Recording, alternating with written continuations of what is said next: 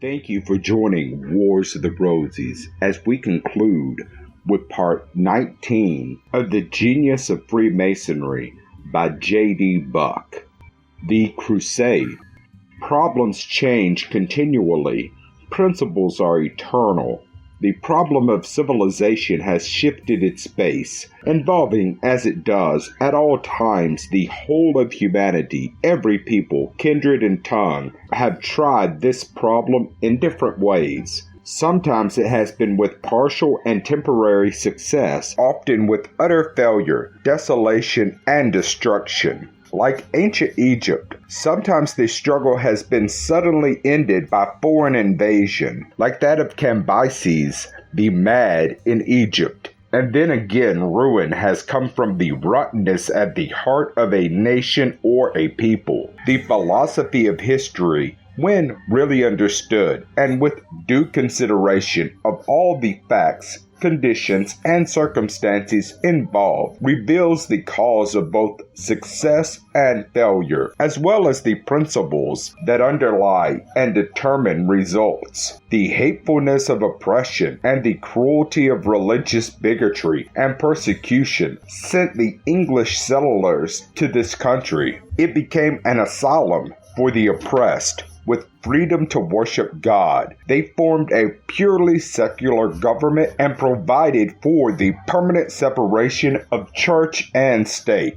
This one principle defined the purpose and represented the genius of this government more than all others combined. A free country with equal rights for all, a government of the people, by the people, for the people, with special privileges to none. With this dominant idea of a free state and a free people, we have undertaken to assimilate people of every nation, kindred, and tongue, to naturalize these newcomers and give to them equal rights and opportunities. This foreign stream is now adding over 1 million a year to our population. Given equal rights in every way, if these foreign-born citizens outnumber the native-born, there would be nothing to prevent them from changing altogether the basis and character of this government. The expressed will of the majority of the people represents this government. The radical distinction between the Latin and Anglo-Saxon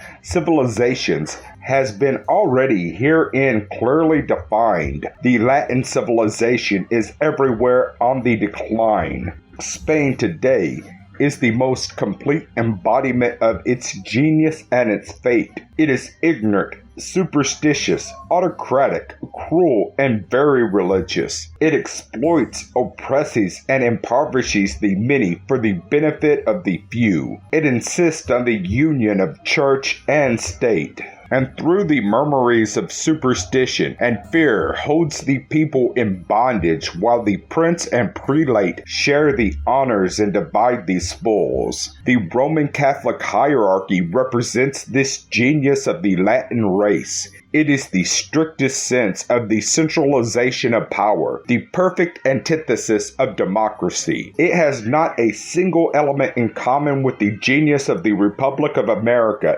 It is, in politics, despotic, and in religion, but modernized Egyptian paganism. It changes its methods and its policy in order to secure its ends, but it never changes its principles or its aims. It represents in spirit, in purpose, and in practical results, as fast and as far as it can attain them, an ignorant, proud, grasping, cruel, and relentless despotism. Through its so-called religious department, it plays upon the ignorance, superstitions, and fear of the multitude. It claims jurisdiction in the other world to bless or ban, and so strengthens its earthly despotism and disarms resistance. It thus impoverishes, degrades, and demoralizes the people wherever it gains either religious or political power. It plays its religion against all politics, and its politics against all religions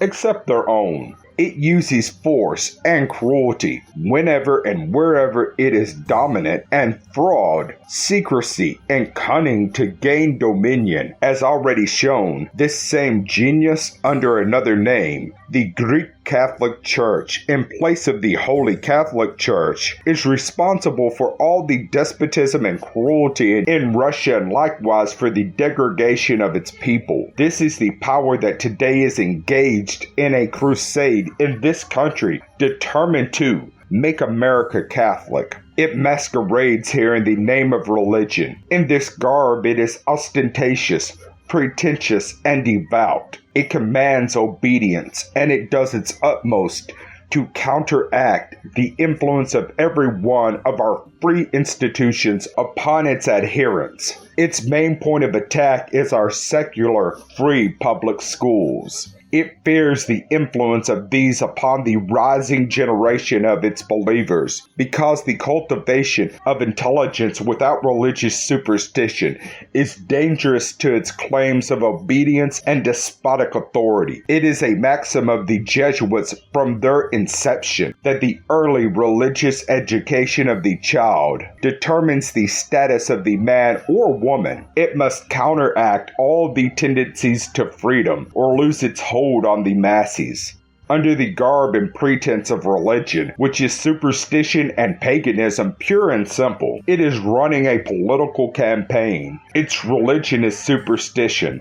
Its politics secret, cunning, despotic, and unscrupulous. Its method is bargain and sell. Civic duty or any element of patriotism is wholly wanting. The solid Catholic vote with clericalism is able to count on and deliver is the sole origin of bossism in all large cities. It uses this power to place its servants and tools in office and shamelessly pockets the graft and influence of the office so created or controlled. It is thus rapidly accumulating enormous wealth, the greatest engine of power in a commercial age. It uses its wealth to build parochial schools to train its use in obedience and superstition. It then clamors for a division of the school fund to support the school built by graft and exploitation. In the meantime, it does its utmost to discredit and destroy our free public schools. To accomplish this, it resorts to the Jesuitical trick of getting Catholics appointed as teachers in the very schools they are seeking to discredit and destroy. As already stated, more than 75% of the teachers in the public schools in Chicago and Boston are thus Catholics. He who sees no design in this or fails to see the cunning hand of the Jesuit as promoting or dictating it, or who attributes it to successful competition alone in securing appointment as teachers, is either ignorant or willfully blind. It is the most vital part of the Roman Catholic crusade in this country today. The same power is organizing, consolidating, and drilling the Knights of Columbus and similar organizations. It may presently supply them secretly with arms and ammunition. Catholics are directed to form these organizations in every parish in order to consolidate its young men and enable them to vote solid and thus hold the balance of power. Can anyone doubt, after all this, that so far as Catholicism has any influence in this country, it represents the union of church and state, defies and seeks to destroy the very genius of this republic? All efforts to counteract or destroy boss rule in our large cities have singly failed, and they will continually fail because no newspaper will clearly and honestly defy and expose the real origin and power of bossism. It is the solid Catholic vote which the cleric is able to deliver for a consideration. The boss counts securely on the votes, and the cleric as securely on the revenue. It is not necessary that the cleric shall, from his pulpit, order his followers how to vote. It is only necessary to report that a certain party or candidate favors the cause, or will advocate a grant or help to build a church or a parochial school, and his army of obedience is quick to understand and obey. Boycott is also a sure persuader and a purely Catholic invention. It is thus able to edit or control the public press and prevent any of these things from being hinted at or exposed to warn the public.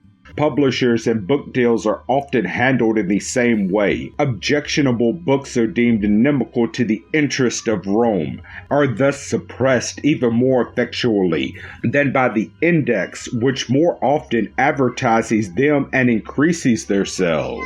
Many of these large dealers will not expose for sale, even where they carry in stock books thus objected to the clerics. These agents of clericalism are so numerous, so vigilant, and so cunning that scarcely anything deemed important escapes their Argus eye. The large dealers and publishers of books have a syndicate of their own and constitute a censorship wholly consistent with their own intentions, extending to book reviews and advertisements in the public press. Reviews of books other than their own or those deemed against their intentions find scanty room or are excluded altogether. It is thus that intrinsic merit and beneficent influence are sacrificed to commercialism. The political cleric, however, appreciates the situation fully, turns it into opportunity, and is able to bring sufficient influence to bear to serve the interest of his party. In the arena, July 1907, in an article by Thomas McGrady, for 15 years a Catholic priest and thoroughly familiar with the principles and the discipline of the Church. His article is entitled, "The Catholic Church and Socialism." It is scholarly, profound, dispassionate, and shows the most intimate acquaintance with the attitude of the Church and its history and relations to modern progress. He chose to retire from the priesthood rather than conform to its commands regarding the interest and welfare of the common people. He gives a very careful analysis of the relations of the Church to political issues and parties. He shows it to have been always allied with the plutocrat and the autocrat against the common people. He shows it to be utterly void of all moral or ethical principle of its own, advocating one thing at one time and its precise opposite at another, putting the seal of orthodoxy and infallibility on both. All things to all men, but everything at all times for Mother Church. Here are morals with a vengeance. Father McGrady shows that in a triple attitude of defiance, condemnation, compromise, and reconciliation, submission, and acceptation, the Church maintains that she has never changed. To admit change or defeat, even in the face of her own records, would annul infallibility.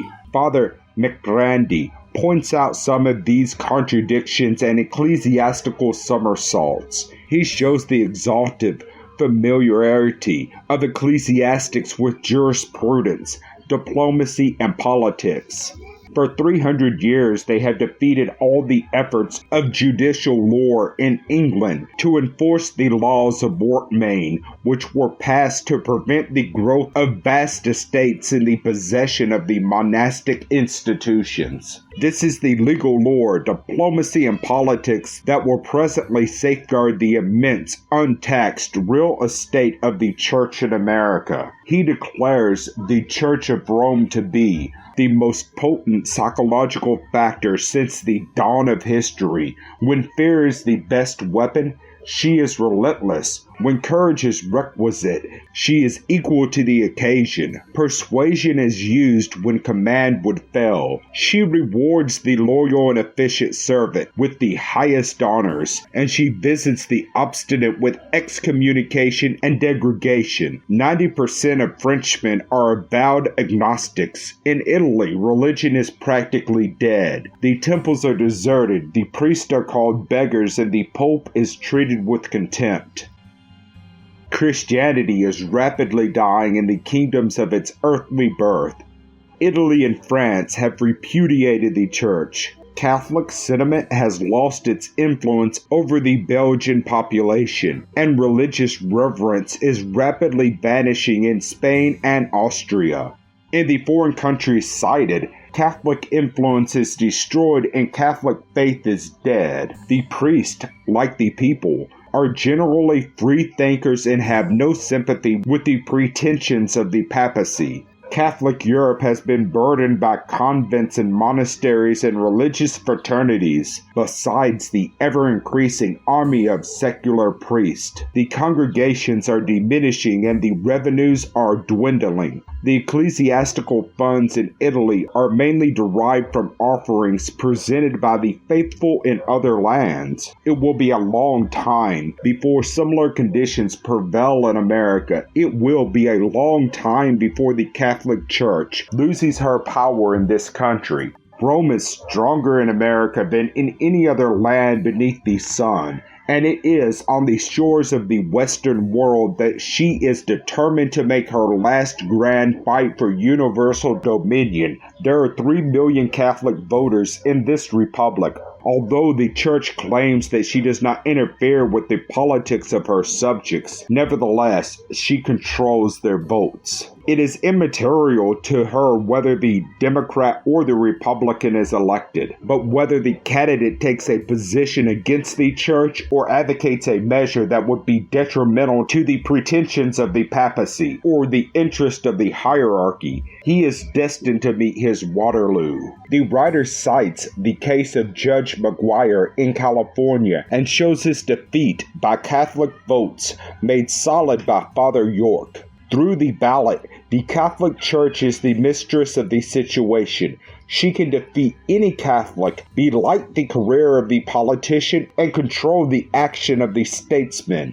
She forced the government of the United States to send its representative to the Vatican, armed with plenipotentiary powers to grant all her claims in the Philippine Islands. She affiliates with no political party, and yet she dominates the two great parties of this country. She compels the Democrats and the Republicans to court her patronage and seek her influence. Self-preservation, the first law of nature, will inspire the Church to cast her lot with the capitalist, and she will forever use her influence in the perpetuation of class rule and the dominion of wealth. The press will publish no communication of a derogatory character against the interest of the hierarchy, and the Protestant pulpit has ceased to hurl anathemas at the Vatican. Presidents, politicians, statesmen, financial kings, journalists, and publishers realize that Rome is a mighty potentiality on the American continent, and they court her smiles and fear her frowns. Rome uses the boycott with terrific results. With this weapon of coercion, she dominates the political and the commercial sphere, from the ruler of the nation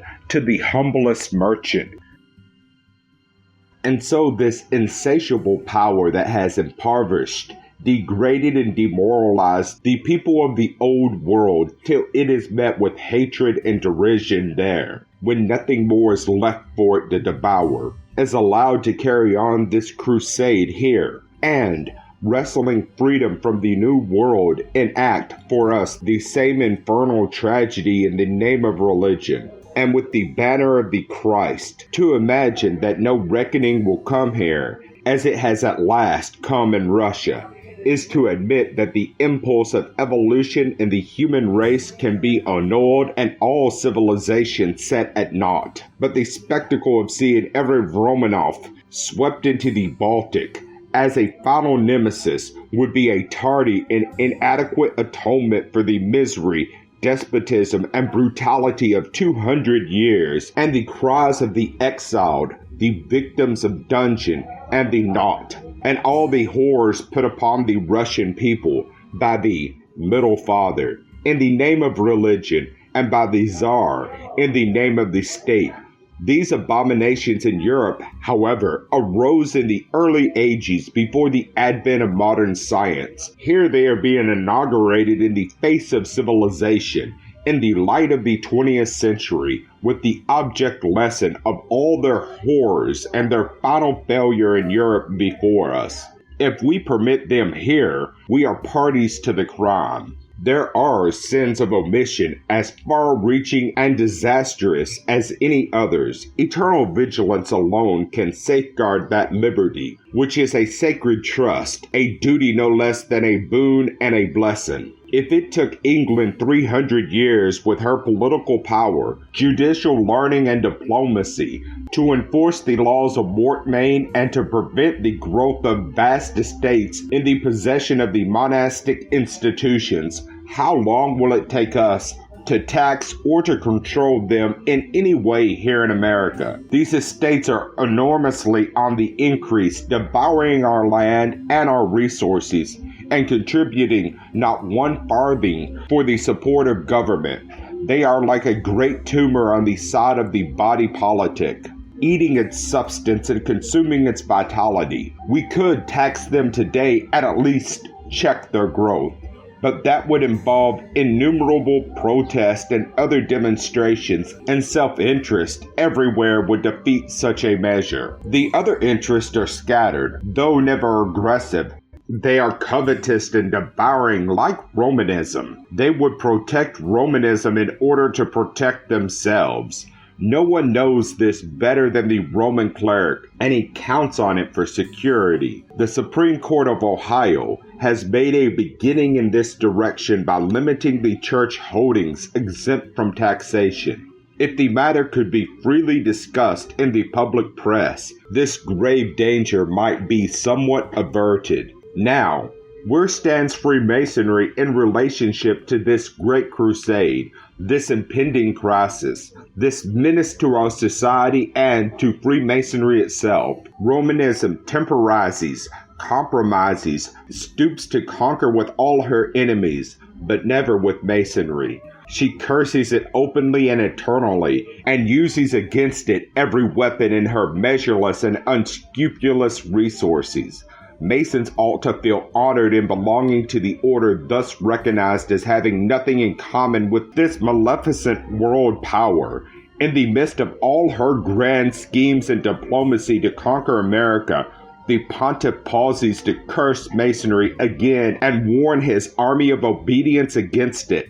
The following quotations, taken from Mr. King's great work, are found in an encyclical of the Pope against Freemasonry issued in December 1892. Permit me then, in addressing you, to point to Masonry as an enemy at once of God, the Church, and our country. Once for all, recognize it practically as such, and guard yourself against such a formidable enemy with all the arms that reason, conscience, and faith place in your hands. Let those, then, who to their great misfortune have given their names to any of these societies know that they are strictly bound to separate themselves from it if they do not wish to remain cut off from the Christian communion and lose their souls in time and eternity.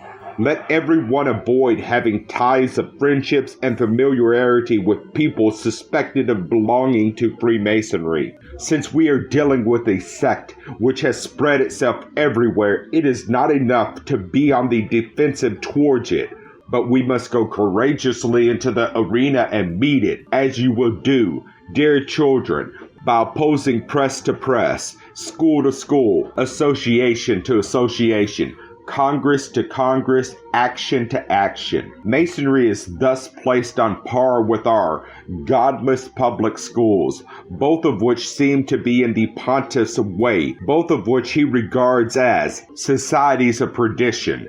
They must contain something of real force to have excited such hysteria spasms in the anatomy of the Holy Father. Now listen to Reverend Judge in an editorial in the New World Catholic published in Chicago, the issue of April 7, 1906. This editorial was called out by the proposed laying of the cornerstone to the new congressional building in Washington, D.C. Every Catholic whose soul has not been debauched by commercialism loathes Freemasonry. The crippled condition of the church in France and the degeneracy of a large number of French people are directly traceable to its diabolical influence. Catholic priests and religious of both sexes have been robbed of the elementary rights of free citizens in Catholic Mexico by the same agency. How can Mexico be Catholic and Masonic at the same time? Catholics have awakened. The editor of the New World then addresses himself to the president through a whole column, and at last gets down to the stock argument. The boycott. Will you, Mr. President, force the Catholics of the United States, hitherto your most loyal comrades in every crisis of your life, into active opposition to you in the future? The Federation of Catholic Societies, NB, will infallibly sound the tocsin, and all their Catholic fellow citizens, with the exception of the devitalized specimen that hover around the White House or lobby in the Capitol, with no access or influence except their own unlimited egotism, may be trusted to actively protest against the most notorious official insult that has ever been hurled in the United States against their church. All this hysteria is in regard to the laying of a cornerstone in a government building with Masonic ceremonies, a custom begun by Washington and continued from that time to the present, a thing not vital,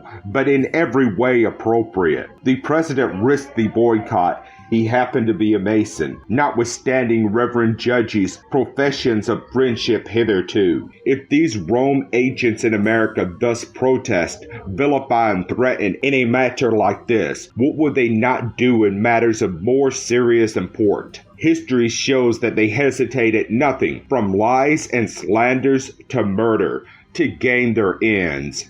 And when defeated, they curse like devils and snarl like wild beasts. Never forget an injury, nor forget an enemy, is one of their maxims. Vicars of Christ, professed Christians have largely ceased to protest. These traitors on American soil should be forced to stand openly and squarely on their record. They and their work should be completely illuminated in the light of the 20th century.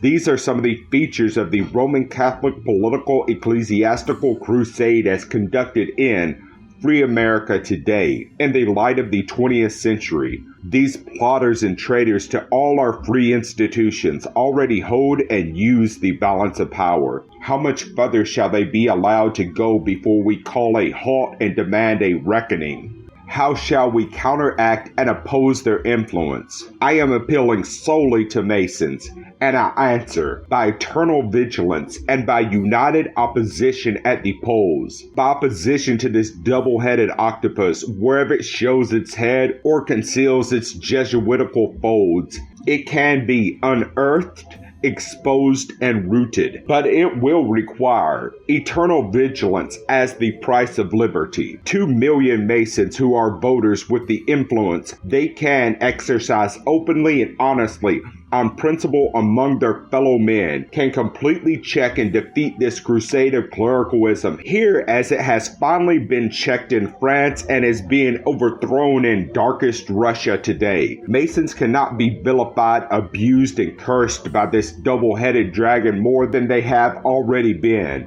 It would burn and destroy Masons today if it had the power, and it is working 24 hours a day to gain this power. There is no vile name in the calendar and no wickedness in the measureless criminal experience of clericalism that it has not attributed or applied to Masonry. Here they have already done their worst. They can only snarl with impotent rage and rehash their Billingsgate. Masonry should not only stand openly before the world for what it is, but Masons should awake to civic duty and personal responsibility and vitalize these eternal principles which are at once its own foundation and the rock upon which this government was founded.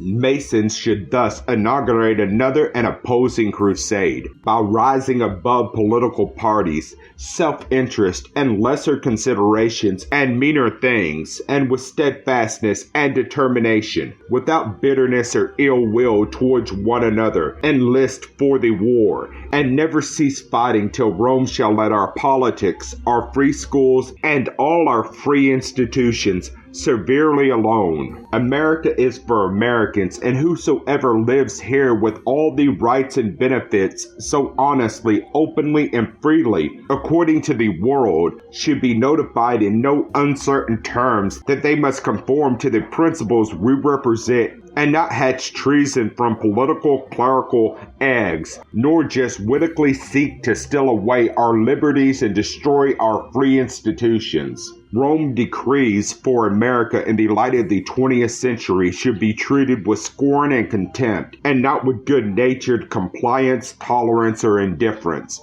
The Holy Father, to any true American, is a monk in petticoats, with a psychic delusion that he is the ambassador of Jesus Christ and the mouthpiece of Almighty God. His college of cardinals is a gang of corrupt, conscienceless politicians, and his order of Jesuits, plotters and spies, as immoral and dangerous to liberty as the mafia. The issues are plain, and it is high time they should be openly defined and accepted. Having defined religion in its own way, and having arrogated to itself the monopoly of all the religion there is or can be, and having instituted a political department derived in the same way, clericalism is ready for business at the same old stand. Imperial Pontifical Rome. Now, if anyone questions her political power or claims or exercises any political right without the consent of the pontiff, he is called atheist and the enemy of religion, is cut off from all fellowship, and the faithful are warned against him and forbidden to shelter him in any way. If anyone questions or denies any religious dogma of this genus, the engines of political despotism are engaged against him, and he is imprisoned for heresy or burned as a warning to all the faithful. This beats the Negro who was after the coon. If he missed him going, he sure caught him coming. If all the cunning and ingenuity of devils will boil down and crystallize, it could not exceed this political religious statecraft of Holy Church. Her religion is as immoral as her politics are irreligious and devilish. Rome proposes that they should rule the world together. They both should be damned together and held up to the execration of mankind. Some cleric will refer to the works of charity by priest, nun, and laity. The greed of the church has made 10 paupers where it has fed, clothed, or housed one. The priest with his crucifix is called upon to quell riots. He often succeeds, because the rioters are often Catholic. Many mobs have been thus dispersed, having kept his followers in ignorance, governed them by superstition and fear, impoverished and degraded them. So long as they do not discover the fraud, they obey and tremble. Catholics admit everywhere that European countries, Italy, France, and even Spain are rapidly becoming atheistic. The churches there are empty. Over here they are full.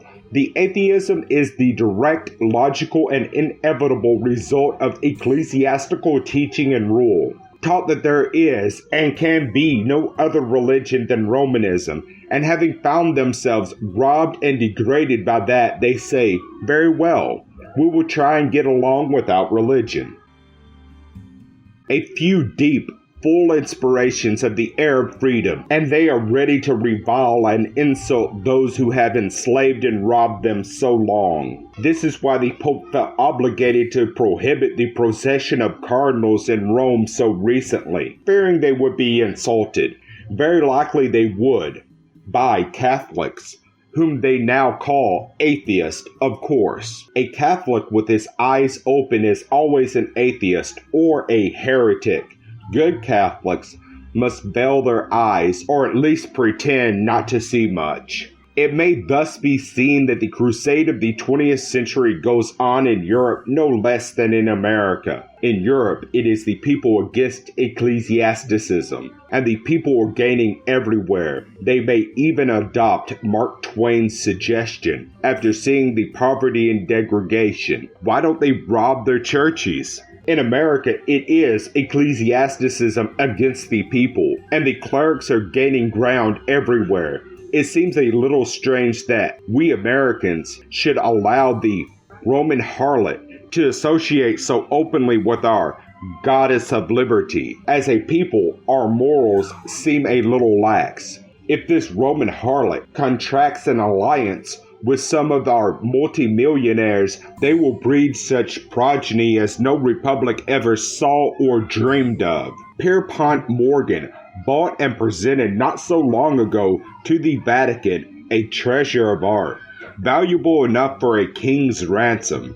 A purely innocent flirtation? Perhaps. But one would suppose that the American goddess might be a little jealous. It might be safer to keep an eye on Pierpont, with power in the hands of a few multimillionaires to stop the wheels of trade, and with the power in the hands of ecclesiastics to dictate the policy of government by holding the balance of power through a solid Catholic vote. When the god, Mammon, and the vicegerent of God slept in the same bed or stand on the same platform clasping hands, our goddess of liberty will be found counting her string of skulls for beads. Socialism, anarchy, no popery, alarmist, call it what you will, my brother, names do not alter facts. This game of liberty we are playing has 80 million pawns, but only one king, one queen, and one castle to a side. The game is not yet decided. The castle may be a castle of tears or a tower of silence. It may be a Kremlin or a new Bastille with its reign of terror. Mammon and priestcraft are now playing the game, and the pawns are living souls. It may be a draw game, while priest and plutocrat divide the spoils. What then will happen? History is not all organized fiction. Read Middleton's Letters from Rome, Arthur Young's Travels in France, and let Thomas Carlyle's French Revolution complete the picture if details are necessary. Why does the Vatican hate, fear, loathe, forever curse, and seek to destroy Masonry and Masons? Because Masonry stands squarely across its pathway, repudiates every one of its preposterous claims, and whether its mask be labeled politics or religion, defies its power. Masonry embodies the wisdom of the ages for the freedom, the fraternity, and the well-being of man. It is an epitome of all progress, the genius of civilization. If it conquers slowly, it dies hard. When its precepts and principles dies in the heart of humanity, then will come the deluge. When it really dies, humanity will have become a failure, and the angels will weep over the sorrows of the children of men. This is my contribution for the good of Masonry, my brothers, and it is equally for the good of all men. I would have it an awakening, a warning, an inspiration, a hope. The first duty of every Mason, as of every citizen and patriot, is to see that the sanctity of our liberties is securely guarded. The Cowans are at the door. The Ruffians are in our midst. The lights of our altars are dim. Awake, arise, O free men, and pass from indifference to labor, and inaugurate another crusade by opposing press to press, school to school, association to association, Congress to Congress, action to action. The above is the Roman Pontiff's challenge to Masons, issued in December 1892. Let Masons be the first to accept it for the free men of America. Let us no longer supinely ignore it or fear it. Hitherto, Masons have submitted in silence or gone bravely to death, like De Molay and a host of other good men and true who have died in defense of their integrity. These ruffians are convicted by the imprecations of their own mouths. Leave them to the nemesis they have invoked, and let us rise, prostrate liberty to the living light of the 20th century civilization before its golden bowl is broken and the mourners go about these streets. Awake!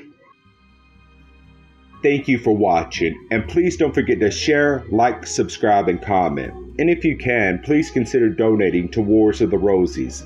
Links to PayPal and Patreon are in the description. Thank you so very much. And